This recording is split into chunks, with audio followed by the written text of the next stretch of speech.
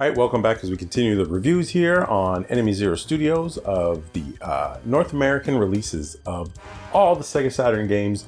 And today we're going to be talking about a little ditty called Astal.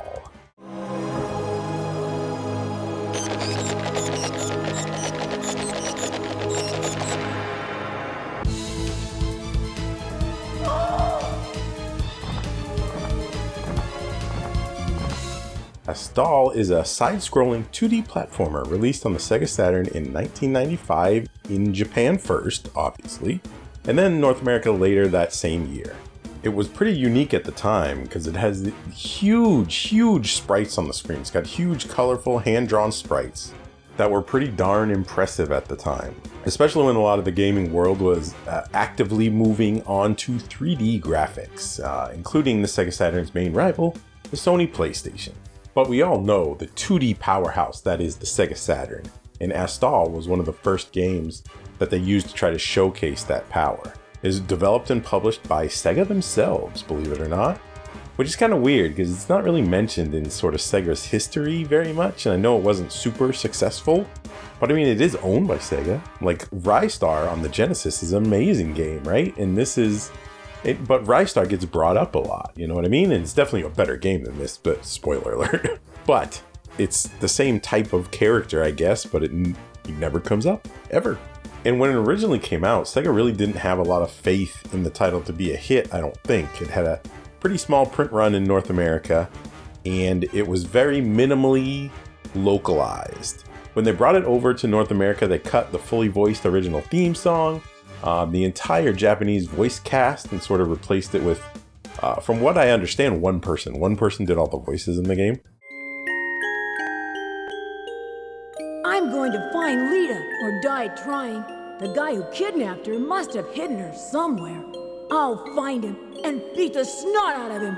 I'll make him tell me where she is. I'll take him and... Will you quit? And I really don't think they had a lot of faith that it would sell at all in America. Maybe they're sort of poking their toes in the water. Is that a saying? Poking their toes in the water? I don't know if that's a saying.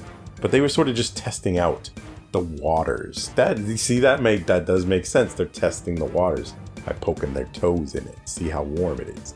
But it did come out over here, so let's be thankful for that.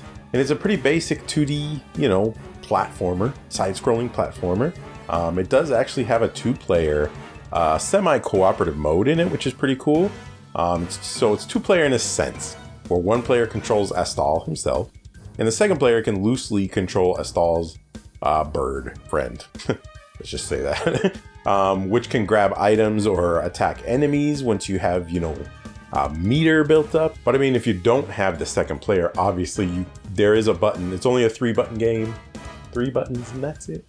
But one of the buttons commands your bird to do sort of your attack. You can cycle through his abilities with the L and the R button. B attack, C jumps, that's it. And you can just tell your bird to do things. Like many 2D platformers, the storyline is pretty basic. Not that it needs to be much more than that, but the world was created from a jewel. And that's when Lita and Astal were created. Astal was Lida's protector in a sense, and a being of rage. She's got anger problems. Think of anger from inside out. That's Astal. They're like the Adam and Eve of the Jewel universe. An evil creature was also created around the same time named Geist, who was created by an evil force. Dun dun dun, the main villain. And the story loosely is, he kidnapped Lita a few times. Astal tried to protect her. And he destroyed a lot of things trying to, save her. And he was punished for almost destroying the world. And then he came back again. He escaped his prison, came back again, tried to find Lita once more in a now darkened and twisted world, which leads us into the current tale. But that's really the story and the gameplay in a nutshell right there. Obviously, you're seeing footage on the screen, so that's a little bit clearer than what I'm saying with my mouth words. So let's break down the different aspects of Astal and have a chat in enemyzero Studio style, in which we go over the good, the just okay, and the ugly. But we always start with the positives, the good.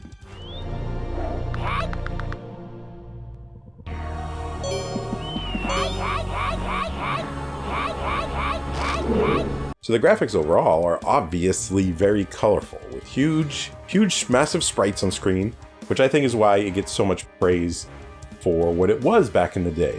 Nostalgia. You can definitely tell the graphics were created by some super talented artists who really tried hard to bring sort of this, goofy little jewel world to life. There's a ton of great zooming and rotation effects, and some of the stages even have unique and cool effects just for that stage, like the fire stage. Astal can pick up enemies, and he can even pick up some items around the stages like trees and toss them into enemies to, jewelify them again. Each stage has really good parallax scrolling in the background, at least 2 to 3 layers, and it definitely gives it a little bit more visual appeal. It's definitely a very, very good looking game all the way around. It's not the greatest sprite work, it's not the greatest animation you'll ever see, but it was a super early Saturn game. And it should get a lot of credit for raising that bar, because a lot of the graphics in Astal would not have been possible on the Genesis, maybe not even the Super Nintendo. So you could definitely tell, the world is jumping to 32-bit. The music is another aspect that is so good.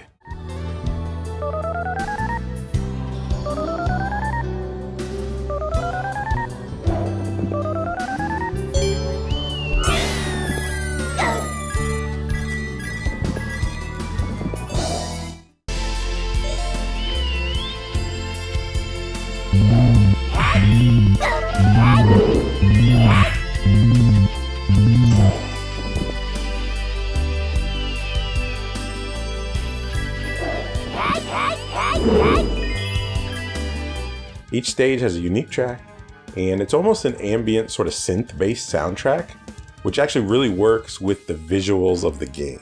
The US voice acting and the sound effects are nothing special, especially the very humorous English dialogue at times. Beat the snot out of him. I'll make him tell me where she is. I'll take him. Will you quit following me, stupid bird? Get out of my way, or I'll have you for dinner. So the graphics and the music are definitely the shining gems, jewels, no pun intended, of Astal.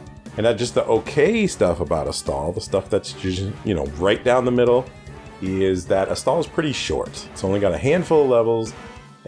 There's some bosses sprinkled in. Not every level has a boss. And listen, I do not mind short games at all, as long as they're fun. As long as they're fun. In my old age, I actually prefer shorter games, to be quite honest with you. But the fun factor, we'll get to that in the next segment, okay? Dun dun dun. Foreshadowing. But anyways, they also greatly changed the difficulty for the North American release, leading to a much harder experience than the Japanese one. So I actually prefer the Japanese one, to be quite honest with you. In the Japanese version, you actually have 5 hits before you die. Little red fruits. You get 5 little red fruits before you die. And there's unlimited continues. But in the North American version, they bumped it down to 3 little fruits and 1 continue. Changes like that never make much sense to me, because they could have just put them as options in the option menu and leave the difficulty up to the player. Like, that's what most games do nowadays, and I understand, obviously I'm talking about a game from, 30 years ago almost. But, they should have been options in the option menu, so I can choose my difficulty myself. And the difficulty jump does really make the game quite frustrating at times, especially when you die. You have to restart the level completely from the beginning of the level, no matter how far you are. Kind of frustrating. But if you like hard games, I guess this could be a great point for you. But it's a negative to me. I don't want to play 2D side-scrolling Dark Souls games, okay? And we'll get into the next point in a second, but some of the difficulty in Astal is not just skill-based. A lot of the difficulty that comes from the frustratingness of the game, yes, that's a word, look it up, are the controls, which are very unresponsive. It's very hard to get like precision jumps and the timing right on some of the attacks. It's very, very difficult, which brings us into, the ugly points, which we're talking about now. The ugly in Astal is really, really, really ugly.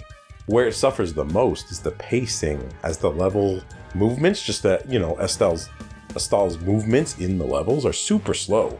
And Astal himself is not very responsive whatsoever. A Sonic game, this is not.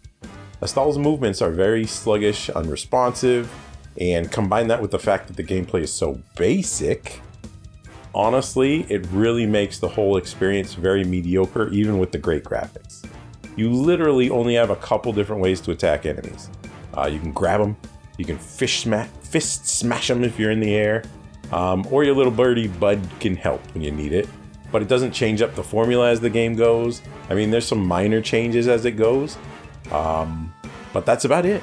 Super sluggish gameplay, unresponsive controls, and super limited, you know, gameplay variety throughout. It's a beautiful game, but man, it's really, really not very fun. That's where I draw the line.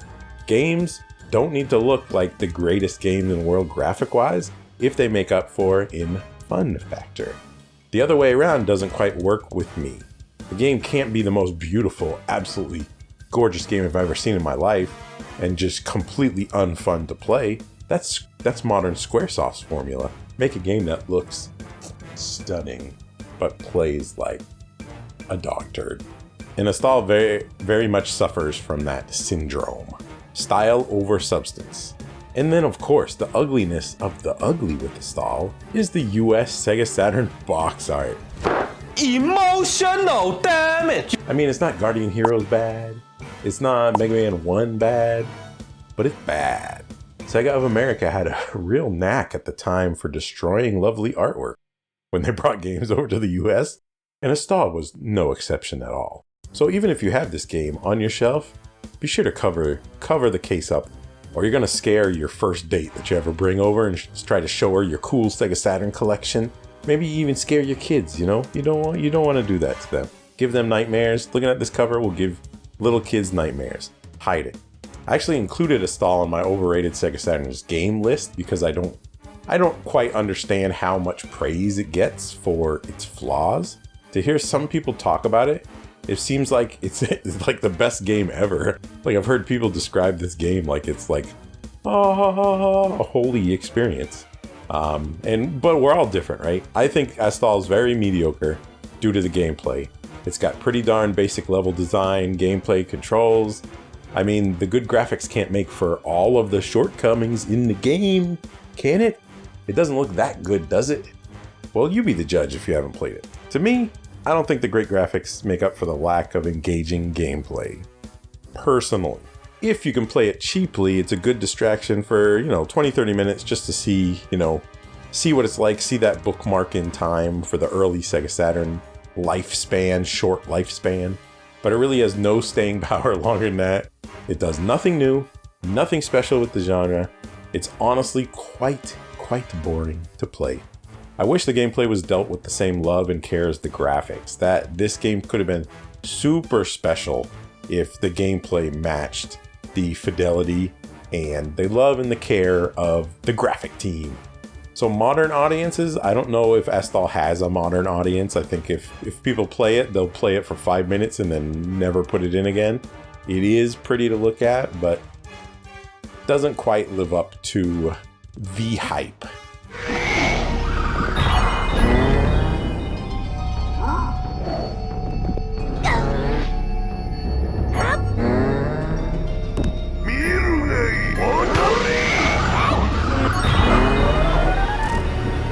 But if you have played it, let me know your thoughts below. This is my review. Let me know yours below. A lot of people shared their thoughts with Albert Odyssey with me, the first review we put up. But I thank you so much, guys, gals, non-binary pals, for taking this journey with me, learning more about the Sega Saturn. If you don't know anything about it, subscribe. So thanks, and peace out.